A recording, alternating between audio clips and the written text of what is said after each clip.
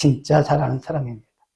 인생도 그리고 우리의 신앙생활도 마치 마라톤과 같아요. 처음 출발도 좋았고 중간도 좋았는데 마지막 골인 지점에서 넘어지면 넘어진 거예요. 우리 인생이 그래야 됩니다. 성공적으로 끝까지 잘 가는 게 성공이에요. 신앙생활도 끝까지 잘하는 게 그게 성공입니다. 제가 전제를 했죠. 신앙은 끝까지 잘해야 됩니다. 그러면 이거를 뒤집으면 신앙생활이 끝까지 잘하지 못할 수도 있다는 거예요.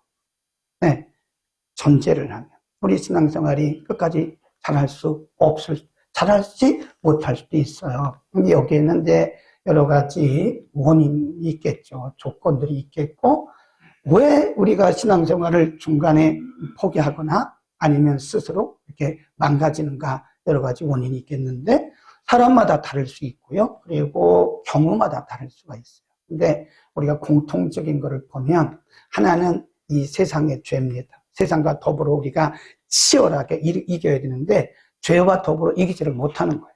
그러면 우리가 끝까지 잘 갈 수가 없어요. 많은 분들이 잘 나가다가 어떤 죄에 딱 걸려가지고 신앙생활이 뻐그러지는 걸 봤어요.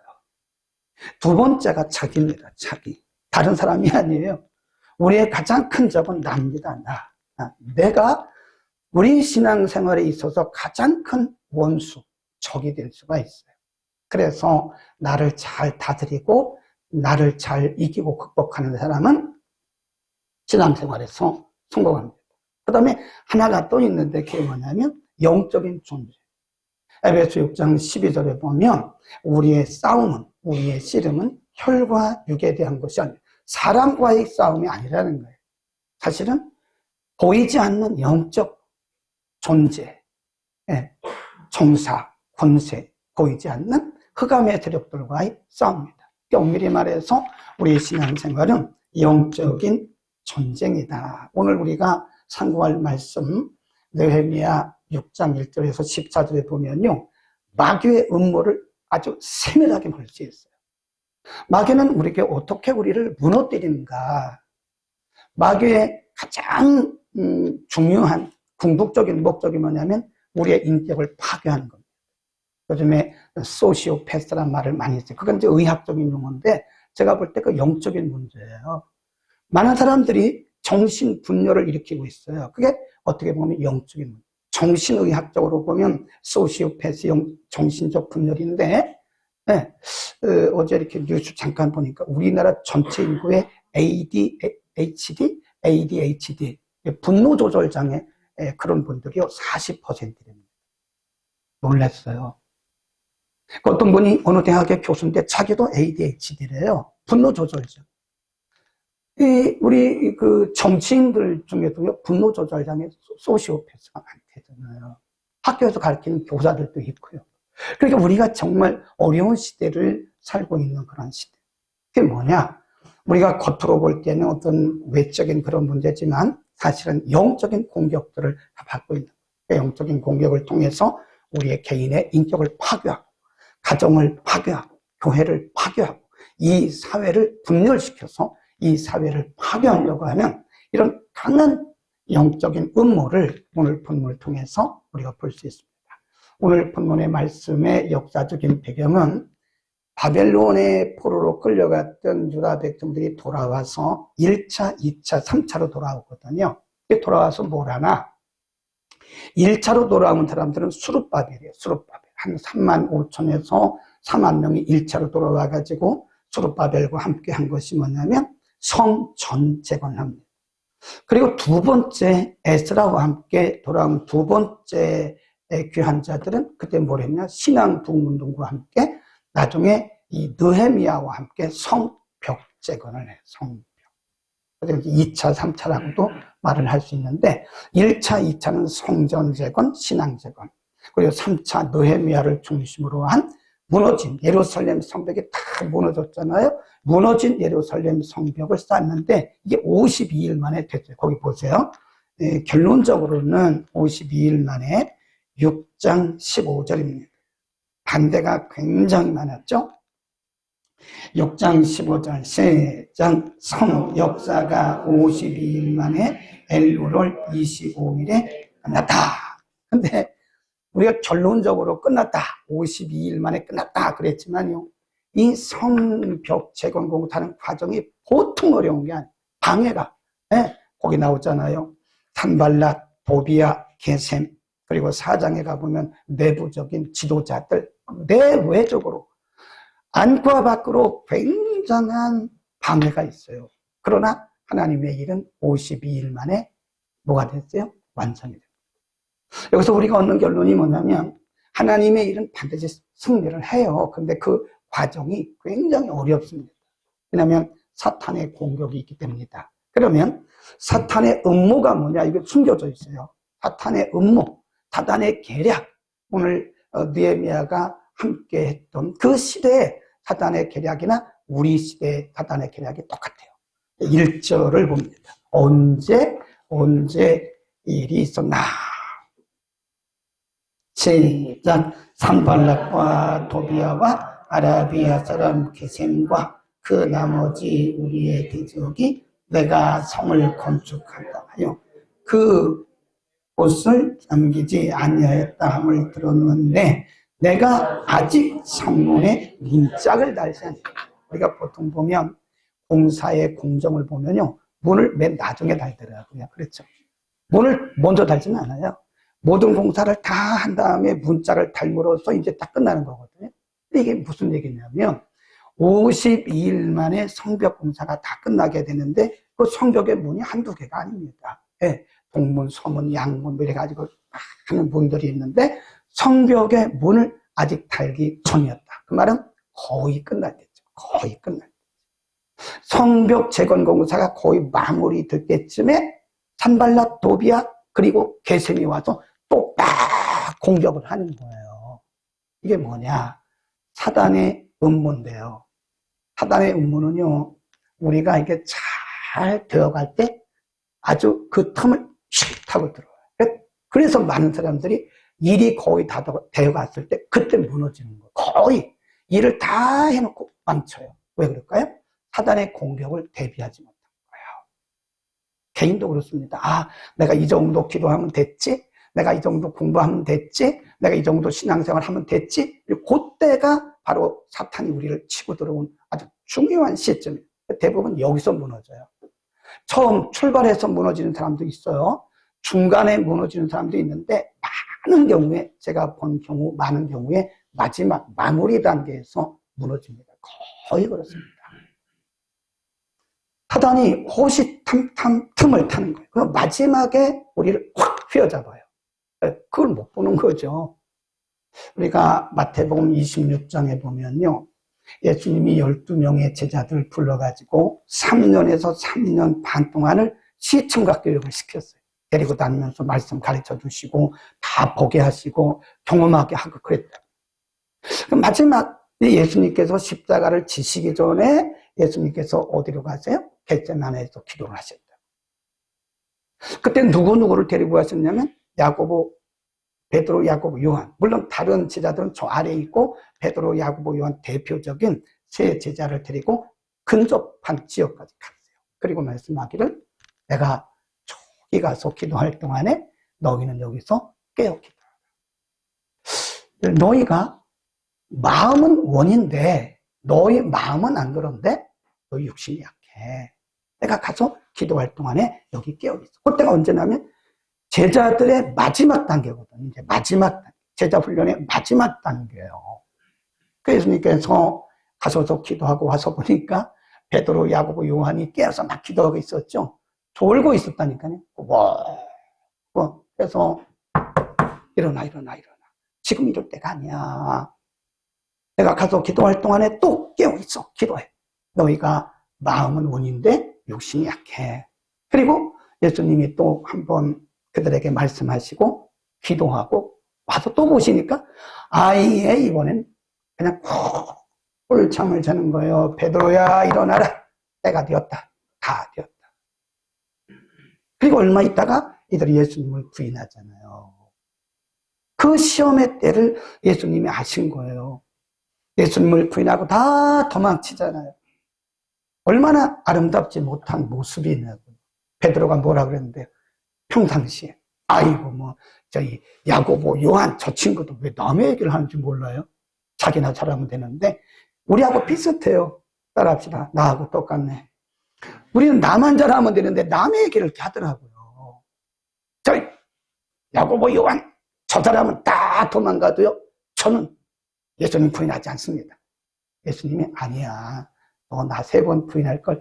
아닙니다. 제가 혼장담하는데 저는 절대로 부인하지 않습니다. 그런데 제일 먼저 부인했어요. 그때를 대비해서 예수님께서 말씀하시기를 너희는 시험에 들지 않게 깨어있어 기도하라는 거예요. 마지막에 무너지. 물론 나중에 성령 충만 받고 다시 부르심을 받아서 이들이 증인이 됐지만 그 무너지는 모습을 보시라고요.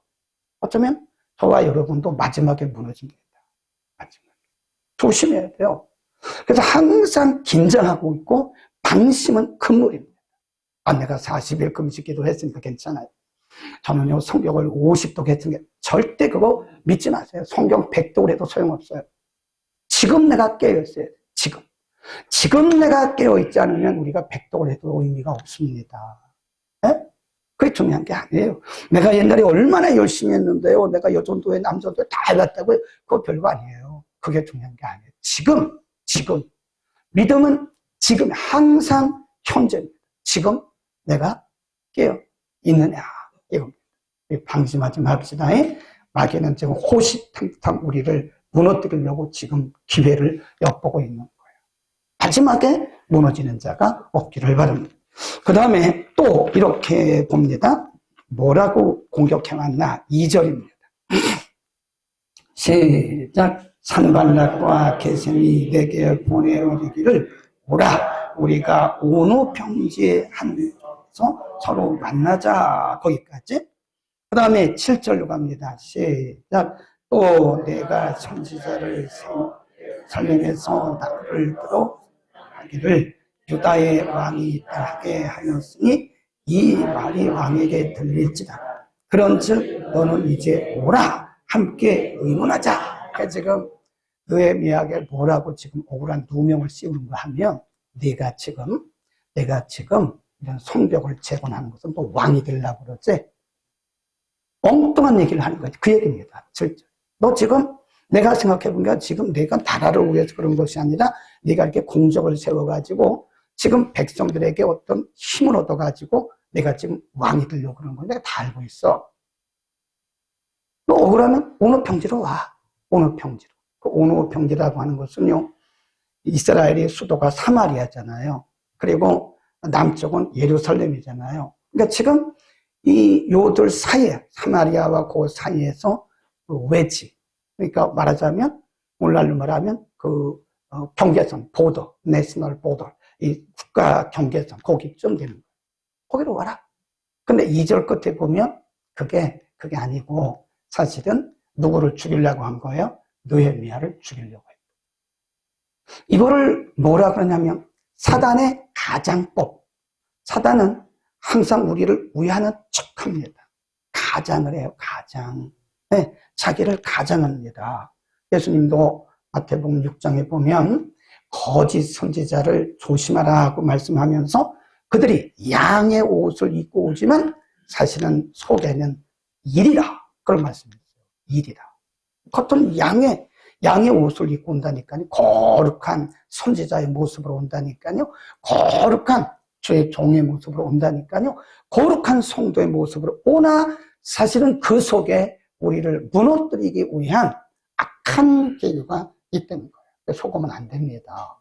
마지막 시대는요, 분별력이 분별하지 못하고 그거 하는 물질 공세에 잡혀가지고 물질 공세에 거기에 끌려가는 사람을 보고 너무 놀랬다. 그래서 굉장히 힘들었다.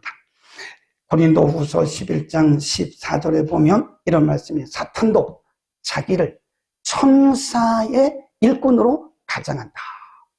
예언도 하고 꿈내기도 자주 합니다. 어디 가서 꿈내기 너무 많이 하지 마세요.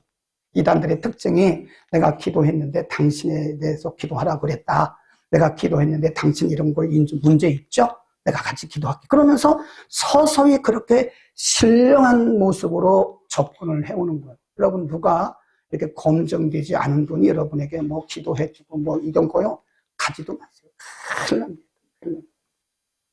여러분이 만일 그런데 이단에 잘못해서 거기 끌려 들어가면요. 나오기가 힘들어요. 영적으로 병든다니까요. 병들어요. 분별합시다. 겁잡수셨어요? 왜 하면 안 해요? 겁먹었습니까? 그러면 학교에요. 대학 캠퍼스에 이단들이 얼마나 많이 들어와 있는지 아세요? 상담, 애니어그램 이런 거 한다니까. 애니어그램 아세요? 상담, 도형 상담 이런 걸 통해서 애들을 딱 접근해요. 너 문제 많지? 그리고 이제 딱 그 도형 상담, 애니어그램 이런 걸 가지고요. 애들 딱 토속해요. 애들이 대부분 보면 이단에 끌려간 아이들은요. 가정에서 환대받지 못하는 아이들이에요. 엄마 아버지가 무관심하고 또 가정에서 굉장히 멸시당하고 무시당한 아이들이 어느 날 갑자기 상담을 해주는데 자기를 너무 잘 맞히는 거예요. 너무 잘 맞히고 야, 난 이런 사람 처음 봤네. 나의 과거를 어떻게 이렇게 잘 알지? 그림 보면 다 알아요? 그때 이제 하는 얘기. 나는 그림 보면 내가 그림 전문가거든요. 내 그림 당신이 그림 그리는 거 보면요. 내가 당신의 성품을 알고 당신이 지나온 날들 내가 알 수 있어요. 이러면서 사람들을 사실 모르는 겁니다. 일부 알 수는 있지만 거짓말이에요. 이런 일에 사람들이 쫙 빨려들어요. 사람은 누구든지 위기에 처하게 되면요. 누군가가 자기 편을 들어주면 다 빠지게 되어 있어요. 거의 빠집니다. 자기 편 들어주는 사람에게 빠지게 되어 있어요. 위로해주고, 등 두드려주고, 맛있는 거 사주고, 보험 다시 들어주고, 이런 거 하면 안 빠질 것 같죠? 빠집니다. 빠집니다. 그게 가장 온오평지로 오세요. 우리 서로 이야기합시다. 그런데 2절 끝에 보면 실상은 나를 죽이고자 함이라 그랬다. 사탄의 음모, 우리의 영과 혼과 육을 파괴하려고 하는 궁극적인 목적이 있는 거기 때문에 여러분 분별을 잘해야 됩니다. 또 한 가지 거기 보세요. 9절 쭉 보면 4절부터 먼저 계속 산발랏, 도비아, 게셈이 느헤미야에게 이렇게 접근을 해요. 4절 시작. 저희가 4번이나 이같이 내게 보내되 나는 여전히 대답하였더니 산발랏이 몇 번째? 5번. 포기 안 한다니까요. 첫 번째, 두 번째, 세 번째, 네 번째, 5번째까지 계속 언제까지? 무너질 때까지. 사단의 공격은 지속적이다. 거기다 써놓으세요. 사단은 아주 지속적으로 우리에게 접근을 해요. 언제까지? 무너질 때까지. 무너질 때까지 오는 것이다. 우리가 사사기 16장에 보면요. 삼손 사사에 대한 말씀이 나와요. 사실은 삼손이 드릴라하고 이렇게 가까이 하게 된 것은 그 드릴라를 좋아해서 그런 게 아니거든요. 사실은 블레셋의 공격을 막기 위해서 그 어떤 군사적 정보를 얻어내기 위해서 드릴라하고 이렇게 가까이 했던 건데 나중에 이 드릴라라고 하는 여인이요. 삼손에게 집요하게 물어. 당신의 그 힘의 근원이 뭡니까? 처음에는 삼손이 뭘 안 했어요? 오픈을 안 했어요. 집요하게 날마다 졸랐다 그랬어요. 한번 얼른 펴보자고요. 사사기 16장 16절. 이게 사단의 전략입니다. 집요하게 삼손에게 묻습니다. 390년. 390년 사사기 16장 16장. 시작. 날마다 그 말로 그를 재촉하여 조름해 삼손의 마음이 번뇌하여 뭐라 그래요? 죽을 지경이라 죽을 지경. 이게 사단의 전략이라니까요. 삼손도 대단한 사람이거든요. 워낙 드릴라가 날마다 같은 말을 하는 거예요. 날마다 그 말로 그를 재촉하고 조르니 삼손의 마음이 번뇌하고 서서히 가려지기 시작합니다. 마귀는 그걸 엿보는 겁니다. 우리의 마음이 처음에는 나는 아니다. 나는 절대 아닙니다. 나는 말씀대로 삽니다. 그러잖아요. 그런데 이 사단이 한 번 오고 두 번 오고 세 번 오고 그러면서 서서히. 네. 여러분 그거 아세요? 미꾸라지, 아니 추어탕 생각하지 마시고 미꾸라지를 잡는 방법이 있어요. 미꾸라지를 그냥 뜨거운 물에 한번 탁 집어넣으면요, 이 미꾸라지가요 바바박 튀어요. 네, 튀어나갑니다. 근데 그렇게 안 해요. 서서히 열을 가합니다. 5도, 10도, 15도, 20도, 30도, 서서히 죽어가는 거예요, 지금. 근데 자기가 죽어가고 있다는 사실을 몰라요. 저는 그 원리를 가만히 보면서요, 어쩌면 우리도 지금 사단에게 서서히 공격을 받아가면서 내가 무너지고 있는 것을 모르는구나. 제가 금요일 날 얘기했다네요. 제가 우리 한국교회를 보면 답답해. 우리 교회 보면 좀 답답합니다. 진짜로 답답해. 야, 너무 답답해. 내가 목회를 너무 못했다. 성도들의 영성을 깨워야 되는데 성도들의 영성이 이게 어떨 때 보면 잠자고 있어요. 잠자고. 새벽 예배를 안 해도 전혀 마음에 뭐가 없어요? 없어요. 네, 주일 성수를 안 해도 그러려니죠. 수요예배 안 나와도 그러려니입니다. 기도를 멈췄어요. 제가 보니까 거의 기도가 지금 서 있어요. 그런데도 그러려니, 괜찮아. 그러려니 살아가는데 서서히 한 명 영적으로 지금 무너지고 있구나 라는 생각을 하니까 어떤 때는 막 기도하다가 너무 가슴을 치고 답답해. 이러면서 우리가 서서히 세속화되어 가고 서서히 노아시대 사람들처럼 서서히 자기 중심으로, 인간 중심으로, 인본 중심으로 되어 가는구나.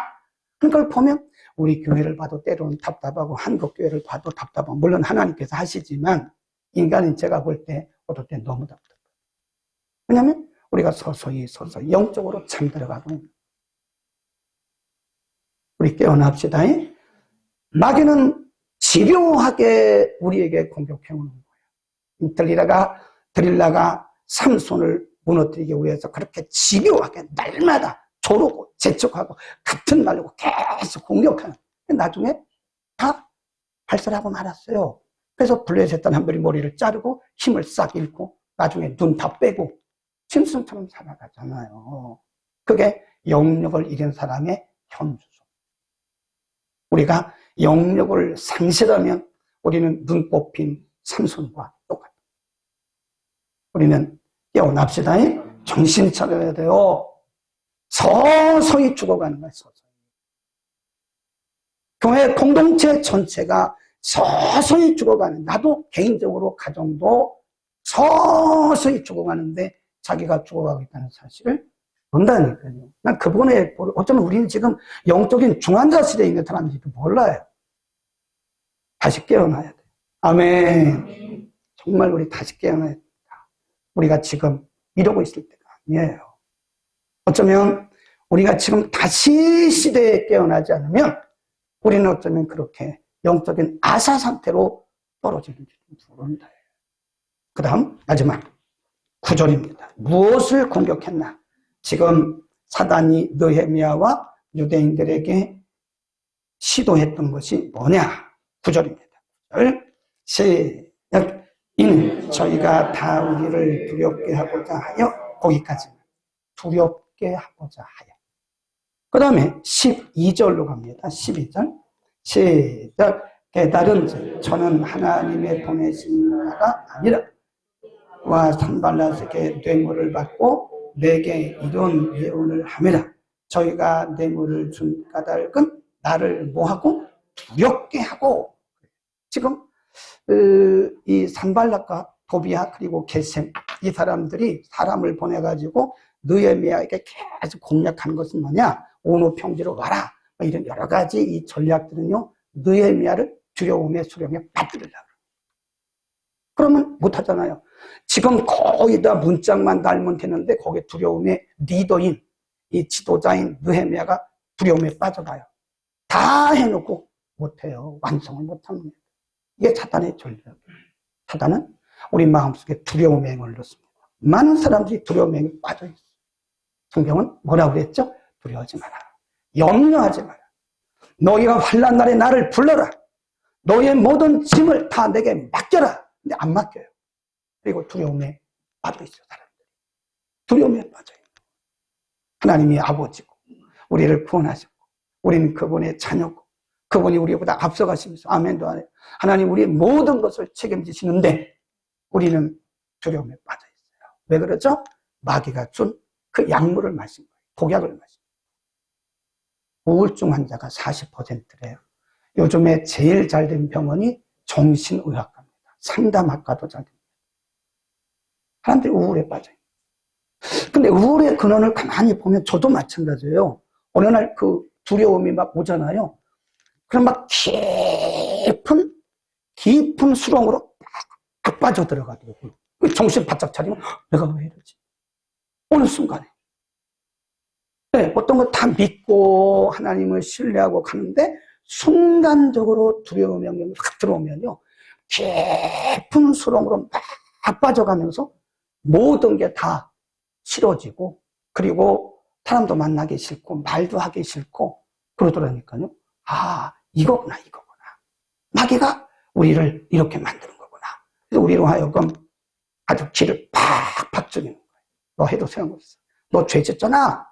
너 같은 게 뭐래? 아니 우리가 얼마나 존귀한 하나님의 자녀인데요. 마귀의 그 정죄에 속지 마세요. 마귀는 자꾸 우리를 정죄합니다. 너 죄 짓잖아. 소중한 생명을 그렇게 끊어버렸다. 정죄. 마귀는 우리를 막 정죄해서 우리를 하여금 두려움에 빠지게 합니다. 두려움. 여러분이 두려움에 빠지잖아요. 두려움에 영이 사로잡히면 기도할 마음조차 없습니다. 모든 걸 다 기도해봤자 소용없어. 믿어봤자 소용없고 뭐 우리가 작정기도해도 소용없고 예배드려도 소용없어. 그래서 우리를 아주 완전히 길을 죽이는 거예요. 그게 바로 두려움에 빠뜨리는 사단의 음모입니다. 저는 이렇게 생각해요.